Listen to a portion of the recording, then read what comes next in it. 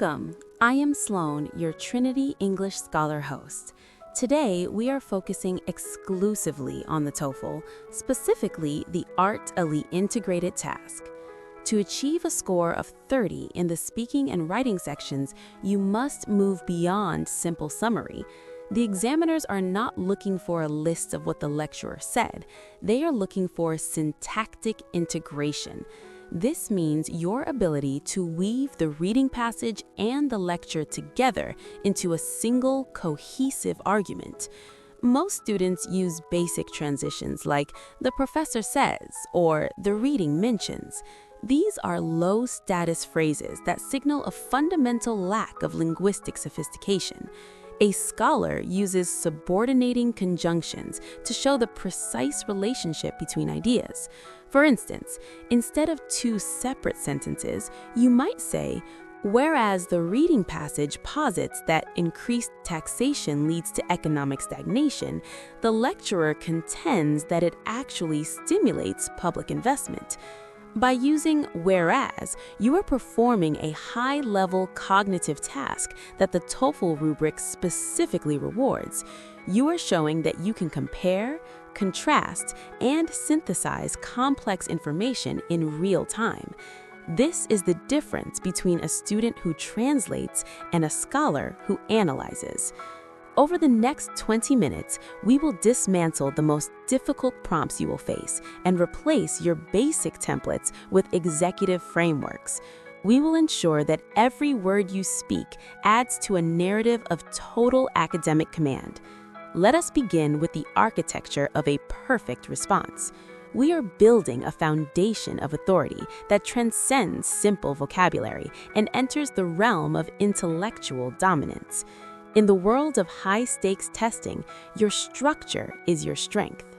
Moving to the independent speaking task, the primary challenge is not the content itself, but the fluency and coherence, the speed and logical precision with which you deliver your answer under immense pressure.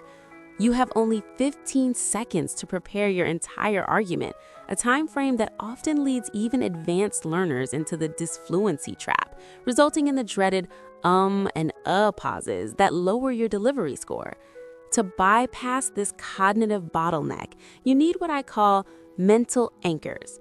These are prefabricated, high-status linguistic structures that allow you to start speaking immediately, buying your brain 5 to 7 seconds of processing time to plan the core of your argument while you are already producing perfect English.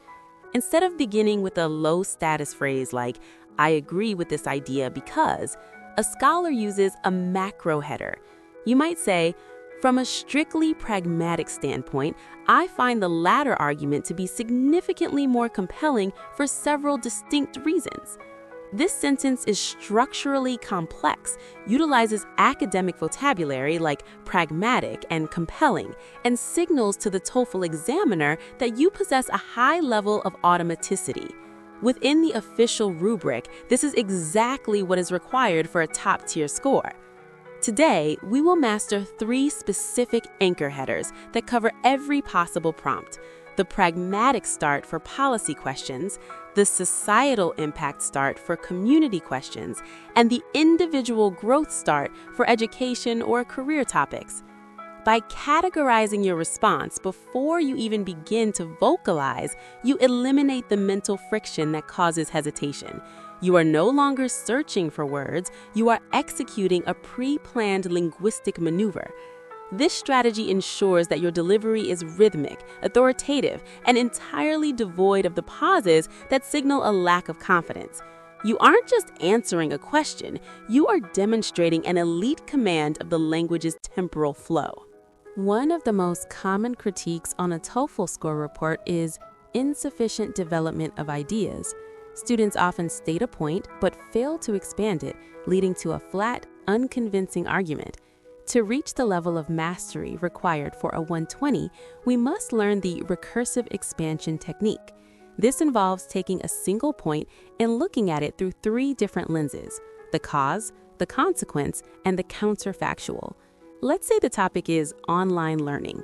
The cause: digital platforms have democratized access to Ivy League curricula. The consequently, students in developing regions can now compete on a global scale, which levels the professional playing field. The counterfactual: if these digital infrastructures did not exist, millions of talented individuals would remain geographically isolated from high-level expertise. By using the if and would of the counterfactual, you are demonstrating the subjunctive mood, a high-scoring grammatical feature that most students avoid. In the TOEFL writing section, this technique allows you to turn a 300-word essay into a 500-word masterpiece of logic. It shows the grader that you are not just repeating a memorized list, but that you are thinking deeply in English. You are providing closeness of detail and complexity of thought. This is the hallmark of an elite candidate.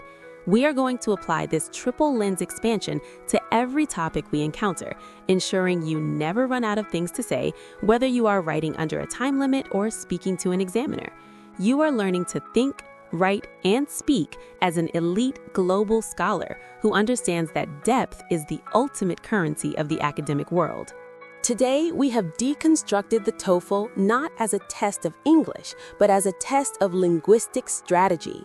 We have mastered the synthesis header, the recursive expansion, and the transformative power of nominalization. These are the keys that unlock the doors to the world's most prestigious institutions.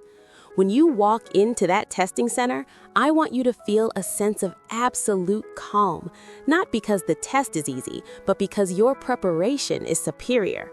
You are not there to try your best. You are there to execute a proven strategy. You are no longer a student hoping for a good score. You are a Trinity English Scholar host of your own success.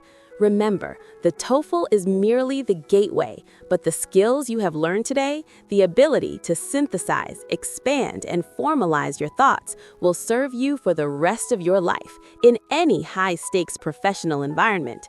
Practice these templates until they are ingrained in your muscle memory. Record yourself, listen back, and look for those executive signifiers. Every time you choose a complex structure over a simple one, you are building your authority.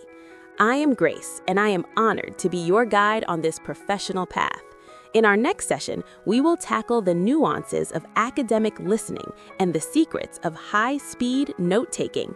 Until then, maintain your clarity, uphold your courtesy, and never settle for anything less than a perfect score. The road to 120 starts with a single, perfectly structured sentence. Own your voice, own your score, and own your future. I will see you in the next session. Finally, we must address lexical sophistication through the power of nominalization. This is the process of turning verbs and adjectives into nouns to make your writing sound more academic, objective, and authoritative. Instead of writing, "The government should protect the environment," which is a simple subject-verb-object sentence, a scholar writes, "The protection of the environment should be a primary governmental priority." Notice how much more authoritative the second sentence sounds. It moves the focus from the action to the concept itself. On the TOEFL, this is the difference between a 25 and a 30. Nominalization allows you to pack more information into a single sentence, creating the dense, scholarly prose that university admissions committees expect. Furthermore, we will master relative clause embedding. Instead of saying, "The lecture was about biology, it was very interesting," you will say, "The lecture, which delved into the intricacies of molecular biology, provided a fascinating counter-narrative to the initial reading." This structure, subject plus which plus clause plus verb, is the Golden Gate Bridge of academic English. It connects two ideas with a level of structural elegance that proves your fluency is not just functional, but exceptional.